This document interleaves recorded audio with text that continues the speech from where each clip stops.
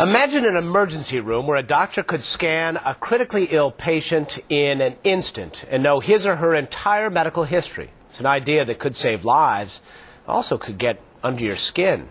Welcome to the future.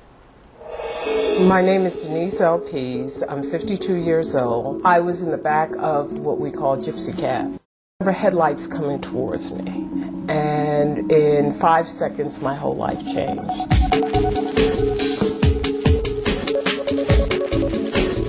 Before my accident, I traveled, I shopped, I had a glorious life.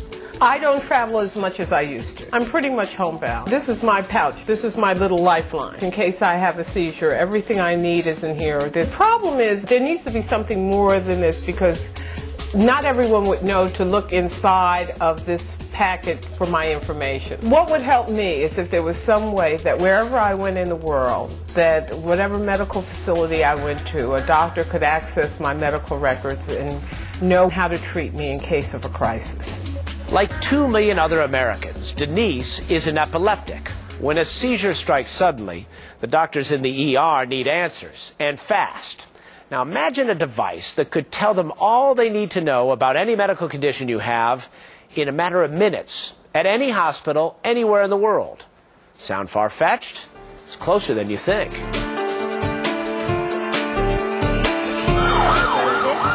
On a typical day, patients come in with heart attacks, strokes, major trauma, with cancer patients and septic shock. You name it, we have it. What might improve the odds for some of those patients at New Jersey's Hackensack University Medical Center is this. That tiny chip Dr. Joseph Feldman, head of the hospital's trauma unit, holds in his hand. It's a radio frequency identification, or RFID tag. The same technology used to tag animals to help reunite a pet with its owner. RFID has now won Food and Drug Administration approval for use in humans. RFID technology is very attractive to emergency departments. It enables people to quickly identify not only who the person is, but what their medical history is. And what would normally take hours sometimes can take a matter of minutes. How does it work? With the wave of a wand, the doctor reads a unique ID number, then logs onto a central database to quickly access your medical history, surgical history, any medications you take, your allergies and blood type, even an emergency contact.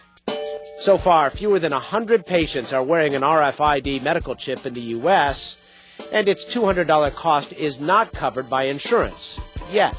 But 65 American hospitals have agreed to implement the technology, and the company that makes the chip expects that number to grow to 200 by the end of the year.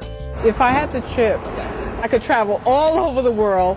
That would give me the freedom of living a life without bounds. Now, the chip will be implanted in the upper part of your right arm, and it's just a number on the chip. It doesn't actually have your medical data on there. It has to be compared. That number has to be entered into a secure database, so a hacker couldn't randomly scan you and see your files. So with that. That's kind of an interesting concept, isn't it? Yeah. Fascinating.